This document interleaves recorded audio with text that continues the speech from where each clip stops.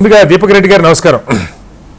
నమస్తే అండి. దీపక్ రెడ్డి గారు, దక్షిణాది రాష్ట్రాలే కాదు దేశం మొత్తంలో కూడా చంద్రబాబు గారికి ఉన్నటువంటి గుర్తింపు ఒక టైంలో కింగ్ మేకర్గా ఉన్నటువంటి వ్యక్తిన స్వయంగా ఆయన చెప్పుకుంటారు. నేషనల్ ఫ్రంట్ హయాంలో మొత్తంగా ఒక కాంగ్రెసేతర కూటమి అంటే జాతీయ స్థాయిలో ఒక బలమైన కూటమి ఏర్పాటు చేయడంలో అత్యంత క్రియాశీల పాత్ర పోషించిన వ్యక్తి.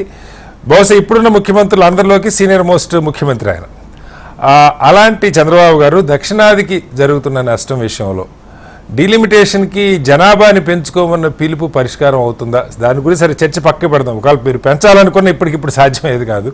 కనీసం ఒక 25 ఏళ్ళు పైగా పట్టేటువంటి పరిస్థితి. ప్రభుత్వాలు పిలిపించినంత మాత్రాన ప్రజలు పిల్లల్ని కంటారు అన్నది ఇంకొక పెద్ద ప్రశ్నార్థకం. అది పక్క పెడితే ఇప్పుడు ఇక్కడ వచ్చిన డిమాండ్ ఏంటంటే గతంలో 2 సార్లు ఇట్లాగే 76లో ఒకసారి 2001లో ఒకసారి డీలిమిటేషన్ జరిగిన తర్వాత 25 ఏళ్ళకి మళ్ళీ రివ్యూ చేసుకోవాలన్నప్పుడు ఒకసారి ఇందిరాగాంధీ హయాంలో తర్వాత వాజ్పేయి గారి హయాంలో కూడా ఆ తీర్మానాన్ని ఒక సవరణతో వాయిదా వేశారు 25 సంవత్సరాలు. ఎందుకంటే ఈ రాష్ట్రాల మధ్య ఈ సమతుల్య దెబ్బతినకూడదు, ఈ భావాలు రాకూడదు, జనాభాని నిజంగా సీరియస్గా నియంత్రించిన రాష్ట్రాలు నష్టపోకూడదన్న ఉద్దేశంతో వాయిదా వేశారు. ఇప్పుడు కూడా రకరకాల ప్రపోజల్స్ వస్తూ ఉన్నాయి. ఒక 25 ఏళ్ళు వాయిదా వేయాలి కొంతమంది, లేదంటే అసలు పూర్తిగా ఇప్పుడు ఏదైతే కొన్ని ఈశాన్య రాష్ట్రాలకి అలాగే యూనియన్ టెరిటరీస్కి అక్కడ జనాభాతో సంబంధం లేకుండా శాశ్వతంగా సీట్లని ఒక రక్షణ కల్పించారు. అలాంటి రక్షణ దక్షిణాదికి కూడా ఇవ్వాలని ఒక చర్చ నడుస్తూ ఉంది.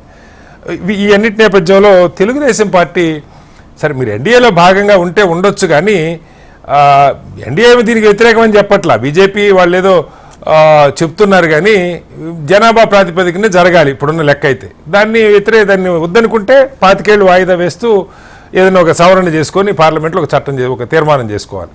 సో దీని మీద ఏంటి అసలు తెలుగుదేశం ఆలోచన? అందరికీ నమస్కారం అండి. యాక్చువల్గా ఆ మీటింగ్ కి తెలుగుదేశం పార్టీ తరఫున ఎవరు పోలేదు అని చెప్పి అనే పాయింట్ కన్నా ముఖ్యంగా ఎందుకు పోలేదు అనేది దాంతో స్టార్ట్ అవుతుంది. తర్వాత we'll come to the details. వాస్తవంగా మీరు చూస్తే 1951 సెన్సస్ తో కంపేర్ చేస్తే అప్పుడు ఈ సదర్న్ స్టేట్స్ కి మన రిప్రజెంటేషన్ ఆల్మోస్ట్ 27% ఎంతో ఉండింది దగ్గర 24% ఉన్నట్టు సార్. పార్లమెంట్ సీట్లలో 24% ఉన్నట్టు. కానీ ఇప్పుడుండే పాపులేషన్ ప్రకారం మీరు చూస్తే 19.6 కి పడిపోబోతా ఉందండి. అంటే సైజబుల్ గా మన డిక్లైన్ ఉండే అవకాశం ఉంది అనేది యాక్చువల్ పాపులేషన్ ఫిగర్స్. అని చంద్రబాబు నాయుడు గారు క్లియర్ గా ఢిల్లీలో ఉన్నప్పుడు నేషనల్ మీడియా అడిగినప్పుడు దానికి క్లియర్ గా క్లారిఫికేషన్ ఇచ్చినారు. అసలు ఏమి డీటెయిల్స్ రాకుండా ఇటువంటి మన డిఎంకే వాళ్ళు చేసే విధానాలు కరెక్ట్ కాదు. ఒకసారి డీటెయిల్స్ వస్తే ఆ బేసిస్ ప్రకారము నేను రెస్పాండ్ కాగలుగుతాను, కానీ హైపోథెటికల్ గా నేను ఏం రెస్పాండ్ కాగలుగుతాను అని చెప్పి నేషనల్ మీడియా ముందు వారు రిప్లై ఇవ్వటం జరిగింది. కానీ ఇక్కడ ముఖ్యంగా మీరు చూస్తే డిఎంకే వైఖరి ఎందుకు ఒక్క సెకండ్ సార్ అంటే డిఎంకే వైఖరి పక్కకు పెడదాం, డీటెయిల్స్ రాకుండా అన్నది ఎంతవరకు కరెక్ట్ అన్నది పాయింట్ దీపక్ రెడ్డి గారు. ఎందుకంటే 1951లో మనకి రాష్ట్ర పార్లమెంట్ నియోజకవర్గాలు చేసుకున్నప్పుడు జనాభా ప్రాతిపదికనే చేశారు.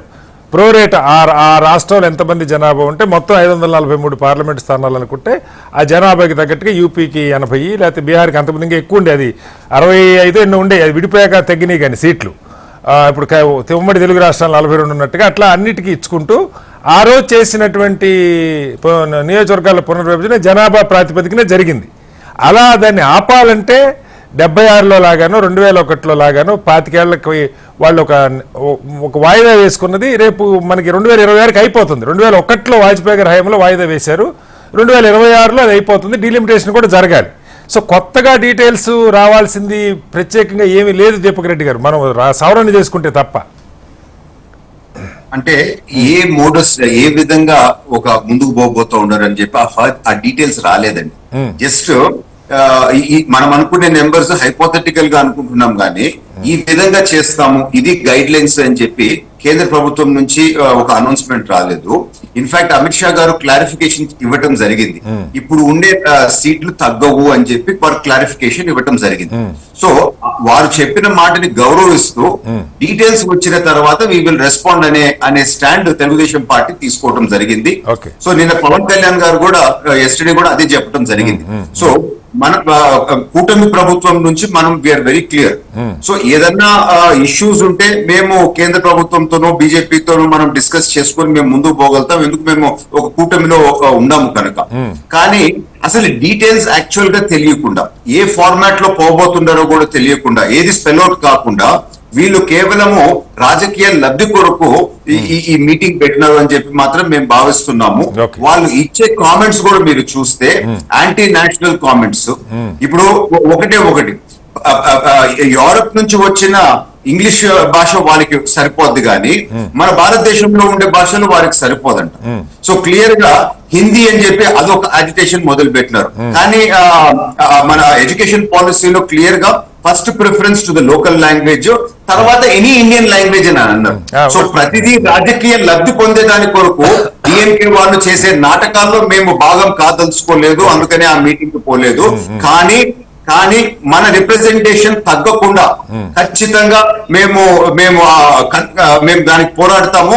మనకి తగ్గనీయకుండా చేసే బాధ్యత మన కూటమి ప్రభుత్వం తీసుకుంటది ఆంధ్ర రాష్ట్రానికి అని మాత్రం నేను తెలుపుకుంటున్నాను. అంటే ఇక్కడ ఇంకొక పాయింట్ కూడా ఉంది సార్. అంటే మీరు పదే డీటెయిల్స్ రాలేదన్నారు, కానీ ఆల్రెడీ ఎగ్జిస్టింగ్ డీటెయిల్స్ ఒకటి ఉన్నాయి రాజ్యాంగంలోనే రాసుకొని ఎన్నికల సంఘం వాటినే ఫాలో అవుతున్నది. ఆ పద్ధతి కాకుండా వేరే పద్ధతి కావాలంటే మార్పు చేసుకోవాలన్నది వాస్తవ పిక్చరు దీపక్ రెడ్డి గారు. నెంబర్ 1.